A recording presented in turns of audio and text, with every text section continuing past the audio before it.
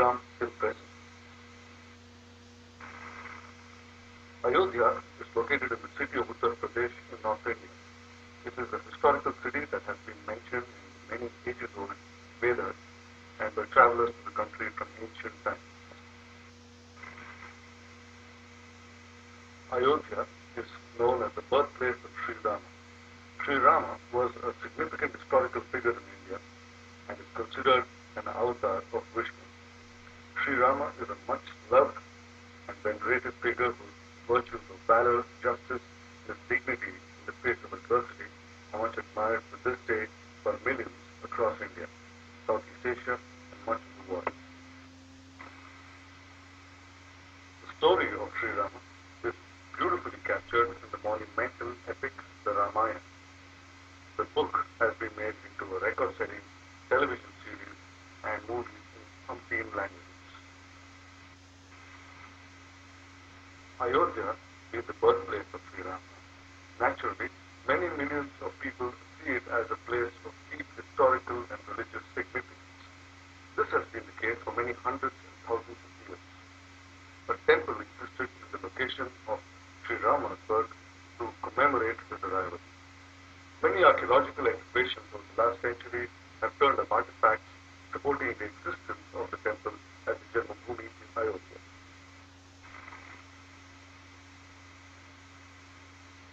This is a pictorial representation of the Janmabhoomi site and the artifacts that are present under the ground that have been found during excavation.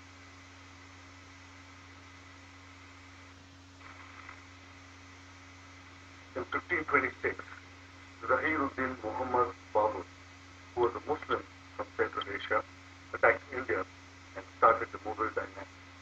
The influence of Babur extended into the Ayodhya region.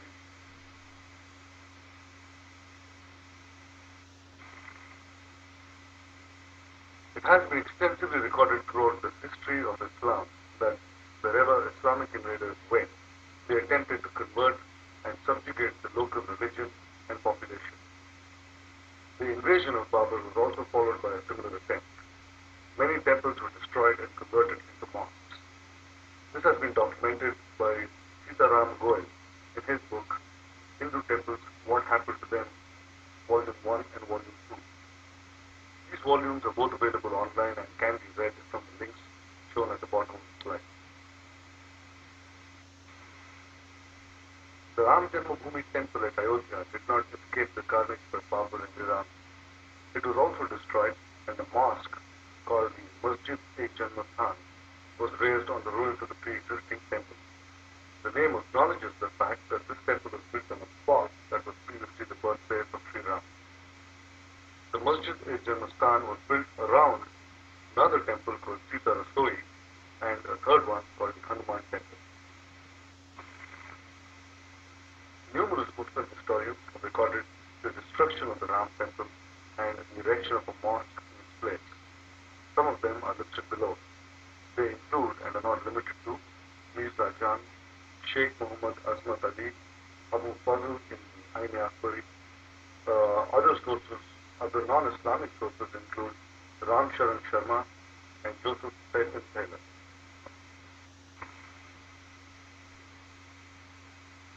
After independence, the government of India closed the site for Muslims and allowed Hindus through a side gate to perform puja in the temple.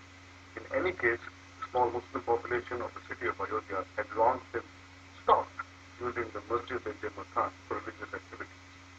In 1984, a movement is started for the creation of the Ram Janmabhoomi temple by the Vishwa Hindu Parishad and the Bharatiya Janata Party under the leadership of L.K. Advani. In 1986, the district judge of Uttar Pradesh handed over the disputed structure to Hindus. The movement that was started by the BHP in 1984 to build a Ram temple culminated in the modification of the existing Islamic-style structure in 1992.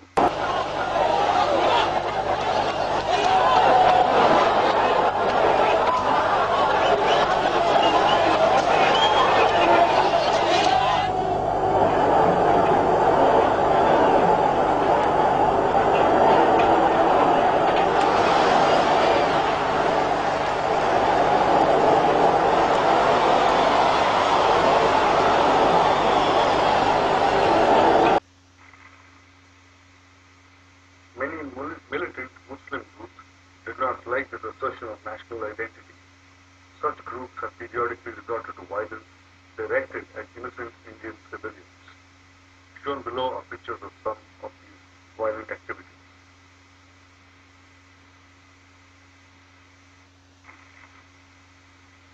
Meanwhile, construction activity and stonework for the building of such a large scale at the Janmabhoomi continued thanks to the donation and the support by many individuals across the country and the world. Shown alongside are pictures of the stonework at various stages of completion, as well as an architectural rendering of the completed Ram Janmabhoomi temple. The final verdict of Ayodhya approaches. The expected date of judgment is 16 September 2010. Will the Ram Janmabhoomi temple be returned to the rightful heirs, or will it be under the heels of a foreign invader more than 400 years after its death?